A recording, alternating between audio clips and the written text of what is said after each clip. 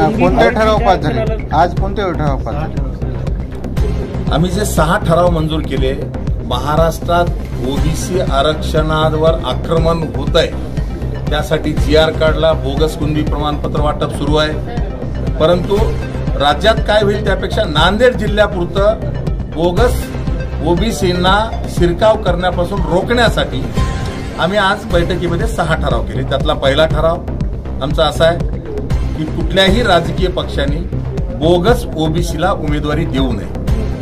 दुसरा ठराव आम्ही केलाय, मतदारांनी त्या प्रवर्गामध्ये बोगस ओबीसीला मतदान करू नये, ओरिजिनल ओबीसी उमेदवारालाच मतदान करावं। तिसरा ठराव आम्ही मंजूर केलाय, जे ओबीसी मधूनच असतील आणि उमेदवार असतील आणि ते जर एकापेक्षा जास्त असतील तर त्यातला चळवळीत आणि ओबीसीच्या हक्कासाठी जो लढणारा आहे त्यालाच मतदान करावं। चौथा ठराव आम्ही केलेला आहे, असे बोगस कुणबी प्रमाणपत्र घेऊन जिल्हा परिषद गट, पंचायत समिती गण किंवा नगरपालिका महानगरपालिकेच्या वार्डात जर कोणी उमेदवार भावी उमेदवार म्हणून फिरत असतील तर त्या प्रभागातल्या ओबीसी चळवळीतल्या कार्यकर्त्यांनी त्या व्यक्तीचं बोगस कुणबी प्रमाणपत्र काढल्याचं जातीची तहसीलदारकडची फाईल आणि जात पडताळणीसाठी दाखल केलेली फाईल ही माहिती अधिकारामध्ये काढावी आणि निवडणूक सुरुवात व्हायच्या अगोदरच त्यांचं प्रमाणपत्र उच्च न्यायालयामध्ये चॅलेंज करून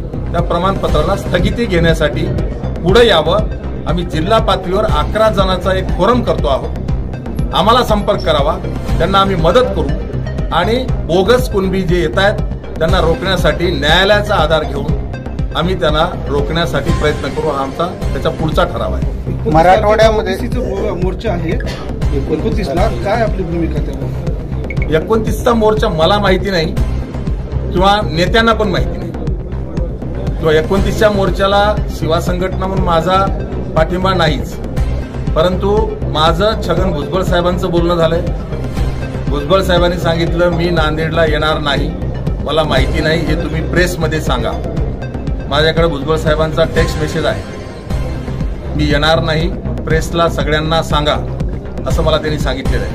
तसंच माजी विरोधी पक्षनेते विजय वडेट्टीवार हे सुद्धा येणार नाहीत। तसंच कालच माझं धनुभाऊ मुंडे यांच्याशी बोलणं झालं, त्यांनी सांगितलं की हा विषयच माझ्यापर्यंत आला नाही, त्यामुळं मला माहिती नाही कोणी ठेवलं आणि कोणी नावं घेतले। त्या 3 नेत्यांचं तरी माझं बोलणं झालं, तिघही येणार। ओबीसीमध्ये फूट पडली का? बघा, कोणी लाटेवर सवार होऊन स्वार्थासाठी ओबीसी म्हणत असतील, ज्यांचा ओबीसी आरक्षणाला विरोध होता अगोदर, ते आता लाटेवर सवार होऊन कोणी जर धंदा करत असेल तर त्याला मी रोखू शकत नाही। माहिती नसताना गेले असतील की काय होतं, पण जेव्हा माहिती मिळते खरी माहिती, तेव्हा खरी माहिती मिळाल्यानंतर माणसं फिरतात।